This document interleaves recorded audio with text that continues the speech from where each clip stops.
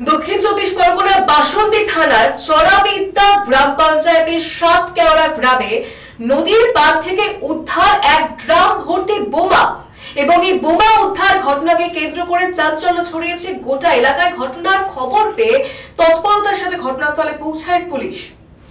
দক্ষিণ চব্বিশ পরগনার বাসন্তী খালপাড়ে সন্ধ্যার পূর্ব মুহূর্তে মিলল ড্রাম ভর্তি বোমা। ঘটনাকে কেন্দ্র করে চাঞ্চল্য ছড়িয়েছে এলাকায় এবং ঘটনার খবর পেয়েই তৎপরতার সাথে ঘটনাস্থলে পৌঁছায় বাসন্তী থানার পুলিশ।